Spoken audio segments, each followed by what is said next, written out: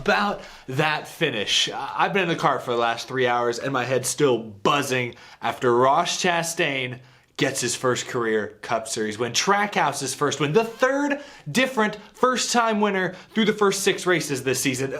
Fox was a year early on their whole best season ever thing.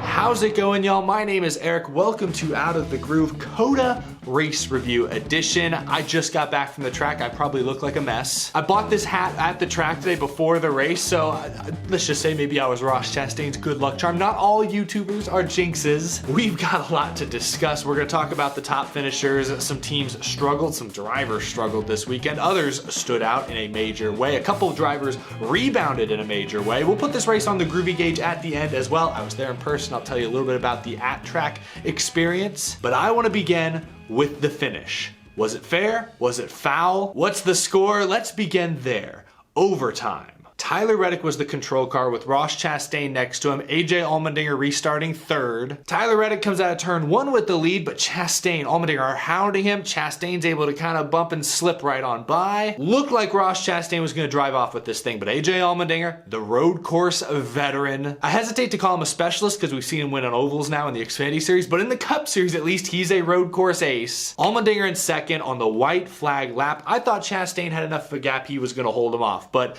coming through turns 16 and 17, through those switchbacks for the final time, Allmendinger closed in and was able to put the bumper to the back of the one, knocked Ross Chastain up out of the groove, and was able to sneak by with just 3 turns left. I thought all hope was lost. I was pulling for Ross Chastain. He was my pick coming into this week, and I wanted to get a prediction right for once this season. He's been so close to that first win the last few weeks. Third, second.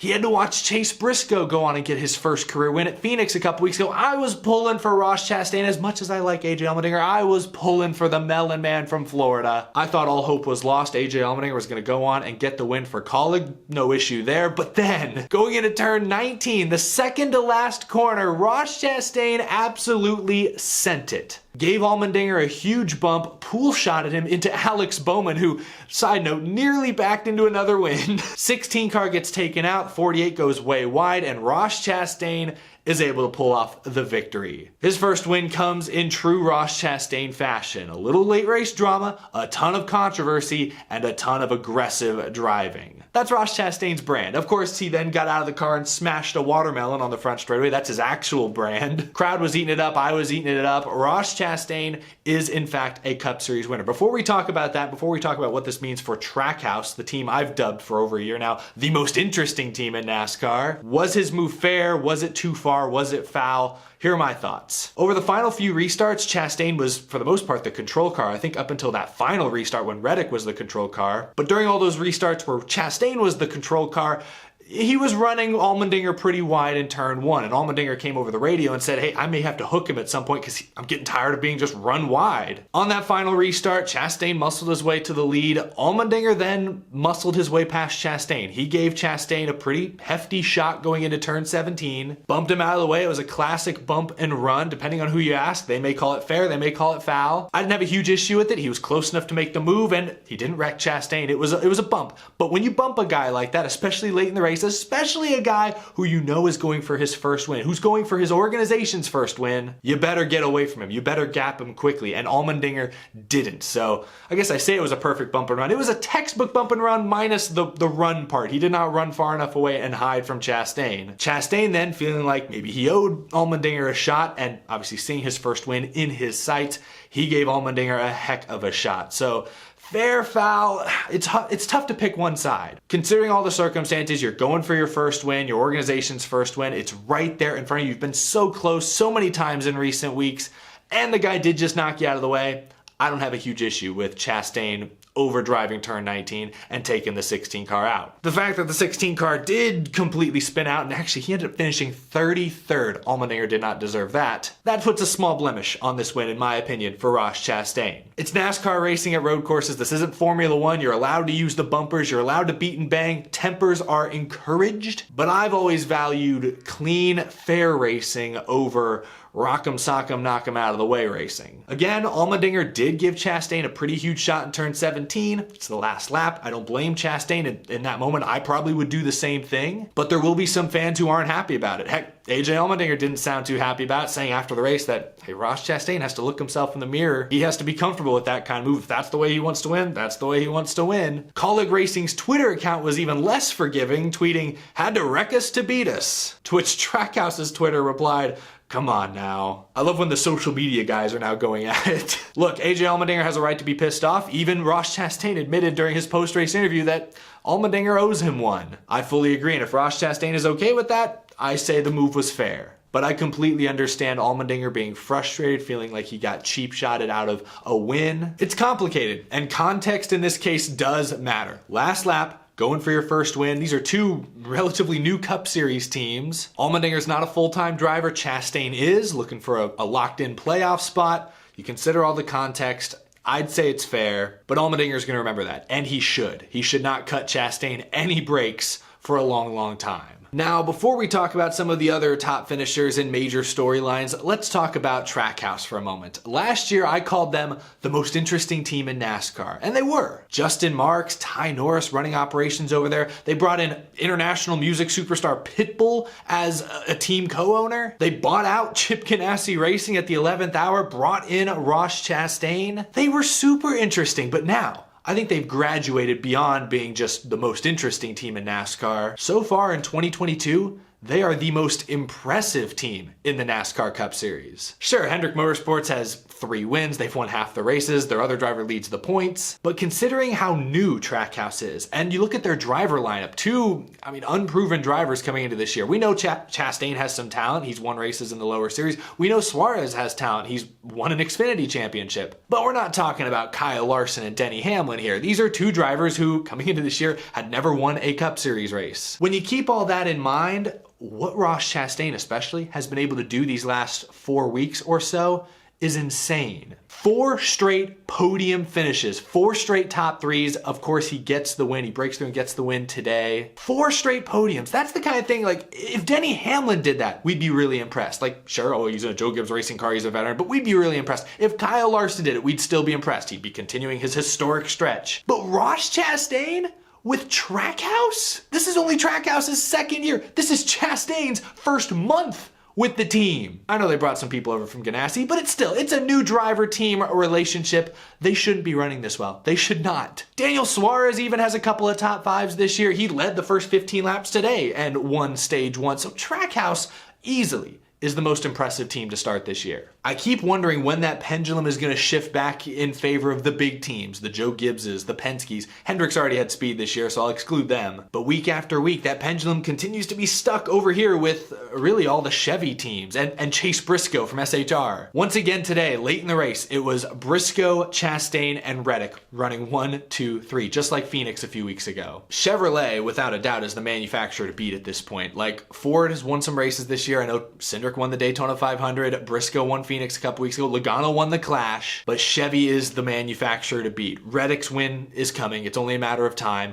Chastain now has a win, Trackhouse has a bunch of top 5s, Hendrick has won half the races. Chevrolet, as a cohesive unit right now, seems almost unstoppable. At this rate, we will see a team like Trackhouse or RCR, or even both, in the championship 4. I would not rule out Ross Chastain as a legit championship threat. I wouldn't rule out Tyler Reddick as a legit championship threat. He's still never won a Cup race. That's how good Chevrolet is right now, and that's how consistent these smaller Chevy teams have been through the first month and a half of this season. It is just a month and a half. I'm waiting for Joe Gibbs Racing to flip a switch. I'm waiting for Penske to consistently flip that switch, but it has not happened yet. And I think back to last year when, coming into 2021, we all expected SHR to take a huge step forward and be championship contenders, and they never were. SHR was an afterthought last season. The next gen car is obviously helping teams like Trackhouse, but I don't want to discredit the people that are assembling the cars in the shop, the crew chief and the pit crew who are executing and making the right decisions on race day, the driver for going out and getting it done. I don't think Trackhouse would be this good without the next gen car, but that's not to say the people aren't heavily responsible for these early season results. Anyway, I've ranted and raved long enough. I'm really excited for Trackhouse and for Ross Chastain. Hopefully this is the first of many wins to come. Some other top finishers, Alex Bowman, despite getting moved at the last second, still comes home second. He was up front all day long. He had one of the 2 or 3 fastest cars in this race, pretty much from start to finish. It just depended on what kind of track position he had, given restarts, given pit strategy with the stage cautions. But he was fast. If he'd backed into this win, I mean, yeah, he would have backed into it, but he was still fast and competitive all day long. He deserved a second place finish. Christopher Bell. Atta boy, my man Christopher Bell, he was up front early in the race, qualified well, but at one point he was on pit road with the hood up. He fell a lap down, got the free pass, a lot of cautions late in this race. He ends up third. What a resilient bounce back performance for that team. He desperately needed it. He was what, 30th in points coming into today? I think now he's like 23rd or 24th. So baby steps, but a top 3 finish like this, that's the way to do it. Chase Elliott just looked out of sorts all week long, a little concerning considering how good he was at road courses in the Gen 6. Hopefully he figures that out. Still, a top 5 is nothing to scoff at. Tyler Reddick there once again. I also have to give an attaboy to Eric Jones. He was also a lap down at one point in this race. The car just lost power. He was responsible for a caution at one point. Got back on the lead lap, not known for being a great road course racer, but battled his way back into the top 10. That's big for that team. A couple other notables, Brad Keselowski comes home with the top 15. He needed something decent to happen after a turbulent week at the shop. Still, he did knock a couple people out of the way that I saw, so just still needs to avoid being involved in so many incidents, but 14th, that's not terrible. I mentioned how Allmendinger ended up 33rd. I was there in person. I lost track of what happened to a lot of these guys. I know Logano spun at one point. He finished outside the top 30. Kyle Busch was 28th. Chase Briscoe ended up 30th. Actually, Kyle Larson got damaged as well and ended up 29th. There were a lot of cautions, a lot of incidents late in this race that sort of caused the event to drag and drag. Guys who were stuck in traffic just couldn't avoid the chaos. That's what happened to some of these guys, including Denny Hamlin, who ended up 18th, still without a top 10 finish this year. Kyle Busch especially had a rough weekend. His relationship with the Hendrick drivers has not improved. In fact, it dissolved very quickly this weekend. In the truck race, Alex Bowman made a 3-wide move. Maybe he and Friesen both made contact. Maybe it was both their faults a little bit, but the two of them side by side KO'd Kyle Busch and cost him a truck win. And then today, early in the race, Chase Elliott just wheel hopped probably or locked it up a little bit going into turn 12 and took Kyle Busch out. Then just spun him around, lost him all of his track position. So Kyle Busch can't be too friendly with the Hendrick guys right now. Let's just say that. Also a note, Bubba Wallace lost a wheel at one point in this race. That brought out a caution, so crew chief Booty Barker likely out for 4 weeks. Feels like almost every week there's one of these tire issues where they don't get the nut tight and it falls off. Anyway, on that note of cautions, I saw a lot of commentary, a lot of people saying NASCAR needs to look into changing their procedures at road courses, maybe implementing a sort of local yellow rule the way other major series like Formula One have. I'd be all for that. Today though, most of the cautions I saw were for incidents that would require a safety vehicle to come out onto the track. Either somebody stalled or, Logano spun out, kicked up a ton of dirt and debris over the racetrack. The wheel issue with Bubba Wallace, like all of those incidents would require a safety vehicle to go out on the racing surface and retrieve somebody or clean something up. And in those cases, I think a full course caution is likely necessary. So yeah, it sucks because COTA's 3.5 miles long nearly. A caution lap takes a long, long time. Believe me, they're in the stands, baking under the sun, sitting in the bleachers. I wanted the cautions to end, but I'm not sure this race would have been helped out too much by local yellows. A little bit sure, probably, but not maybe as much as some people seem to be suggesting. I still think they should look into that. If NASCAR is going to have a bunch of road courses on the schedule going forward, they do need to, I think, update or maybe modernize some of their road course procedures, but at least the caution periods were fairly quick as they can be at COTA today. Like, I don't think any caution period lasted more than maybe 2 or 3 pace laps, which I know pace laps take a long time at COTA, but 2 to 3 pace laps, at least they were working fairly quickly. We didn't have any super prolonged caution periods that I can remember. Anyway, enough about that. Let's talk about the race as an event.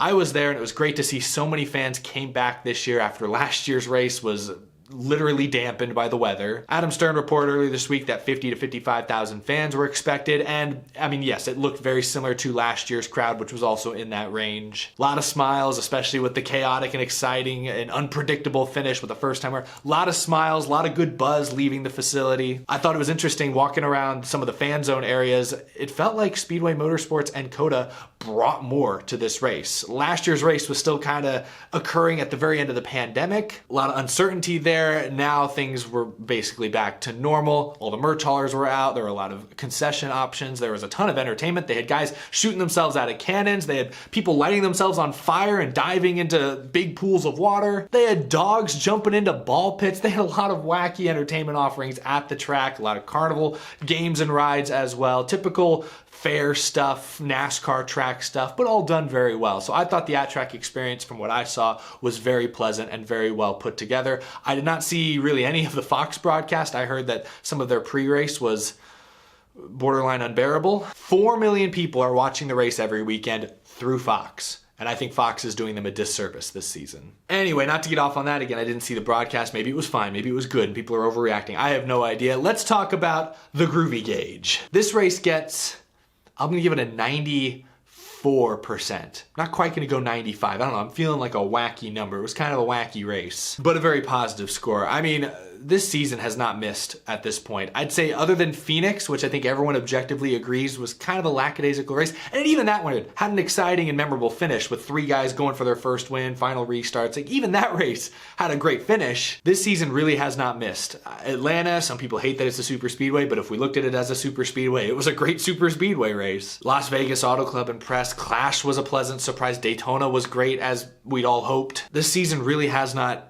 disappointed in any major way through the first 6 races, 7 if you include the Clash. We're nearly 2 full months into the season, and I have not been disappointed this year. In fact, quite the opposite. I've been very pleasantly surprised on a near weekly basis at this point, and the parity I think has a lot to do with it. You look at the winners this year, obviously 3 first-time winners, that's always exciting. But the other 3 who've won, the 3, veteran drivers who've won, you got Kyle Larson winning a race, who, sure, he's won a ton, we get that. But the other 2, Alex Bowman, William Byron, they haven't won a lot. Bowman's got 7 wins in his career. Byron only has 3 now. So it's not like we're watching Kyle Busch or Denny Hamlin or Kevin Harvick or Martin Truex Jr. or Joey Logano or Brad Keselowski. The established championship caliber drivers aren't the ones winning the races. And I think that will change at some point this year. In the meantime, it's a nice change of pace. It is refreshing. Every race this season, with the exception of the Clash, has been won by a driver under the age of 30. How long can that continue? I have no idea, but it's, again, fun and a bit refreshing for the time being. So I'm gonna give this a 94%.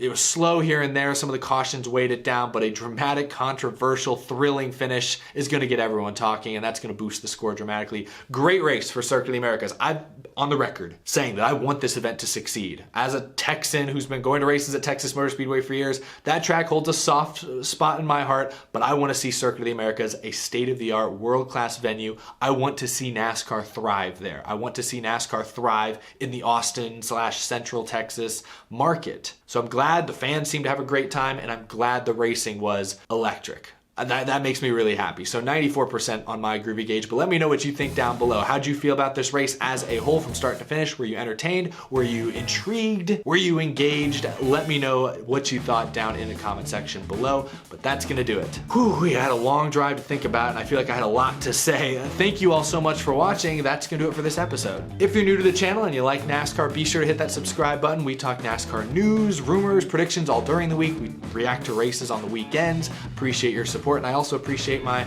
Patreon supporters. Your very generous support is what keeps this show going. I truly appreciate y'all. Lots to talk about this week, I'm sure. I won't be at Richmond next week, but I will be at Martinsville the week after. So the season just keeps chugging along. I'm super excited. Thank you all for watching. If you saw me at the racetrack, I've met a lot of fans out there. Really appreciate all you guys coming up and saying hi. Had a lot of really interesting conversations. Great to meet some of y'all who've been watching for a long, long time. That really makes this extremely special for me. I appreciate y'all. We'll be back later this week.